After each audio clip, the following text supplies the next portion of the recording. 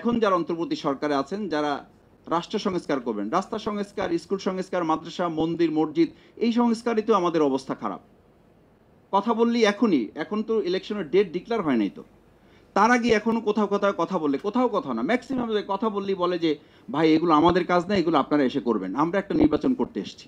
আমি খুব অবাক হই যে 2024-এর 5ই আগস্ট, জুলাই আগস্টের গণ অভ্যুত্থানে এতগুলো মানুষের জীবনের মধ্য দিয়ে কি সত্যি, আমি একজন রাজনীতির সাধারণ কর্মী হিসেবে বলছি, এবং আমাকে বাংলাদেশ জামাত ইসলামী একটা এলাকায় কাজ করার জন্য আমাকে নির্দেশ দিয়েছে, সেই হিসাবে বলছি যে একেবারে আপনারা সাক্ষী আছেন, আল্লাহ সাক্ষী আছেন, সামান্যতম কোনো লোভ থেকে নিজেকে ফিরে রেখে বলছি, একটা নির্বাচনের জন্য আমরা এই 15টা বছর লড়াই করি নাই, রিয়েলি করি না। আমি একজন ভোটার হিসেবে বলছি, আমি তো 15 বছর ভোট দিতে পারি নাই। এখন এই কথা বললে ভোটের প্রতি আমাদের সম্মান নাই, একথা বললে জনগণের প্রতি আমাদের আস্থা নাই, একথা বললে আমরা নির্বাচনকে বিলম্বিত করতে চাই। আরে ভাই, নির্বাচনকে বিলম্বিত করতে চান, নির্বাচনের পর কি হবে? নির্বাচনের পর তো আপনাকে আমাকে খুঁজেই পাওয়া যাবে না। আমি এসি রুমে ঢুকে আমার দরজা লক। যার কাছে ফজরের পরে দেখা করা যেত, তার সাথে দেখা করার জন্য আমি শফিকুল ইসলাম মাসুদ দুপুর 12টা পর্যন্ত বসে থেকেছি। জিজ্ঞেস করতাম যে ভাই, ওনার সাথে তাকে ফজরের পরে দেখা করা যেত মসজিদে। এই জন্য এখন দেখবেন মসজিদে বক্তব্য হচ্ছে, আমাদের বক্তৃতায় আসতেছে রাজনীতিবিদদের, যে নির্বাচন পর্যন্ত ফজরের নামাজ মসজিদে পড়তে হবে। What's happening? This is very interesting.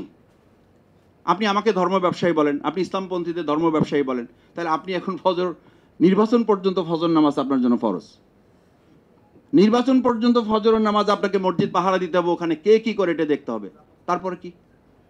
তার মানে নির্বাচন হচ্ছে একটা সিলেকশনের মধ্য দিয়ে রাষ্ট্রের মালিকানা গ্রহণের একটা প্রক্রিয়ায় কেউ কেউ আমাদের মাথাটা ঢুকিয়ে জনগণকে ব্যবহার করার মাধ্যম।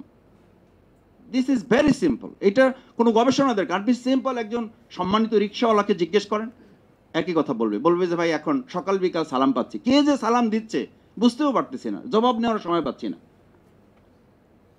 তার মানে পরে বলছে যে পরে হচ্ছে এই সালাম দেওয়া লোকগুলোই কয়দিন পরেই আমার ইজ্জত, আমার সম্মান বলবে, এই খালি আমাকে রিক্সাওয়ালাও ডাকে না, এই খালি এদিকে আসো।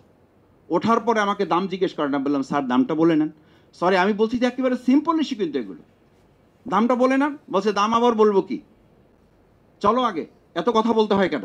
মানে এই সালাম দেওয়া লোকটাই, যে এই 5 মাস, এই 3 মাস 4 মাস সালাম দিয়েছে, কারণ বক্তব্য হচ্ছে 5 মাস আপনার খেদমত করব, 5 বছর আপনি আমার খেদমত করবেন, ভাগ করে নিয়েছে আমরা।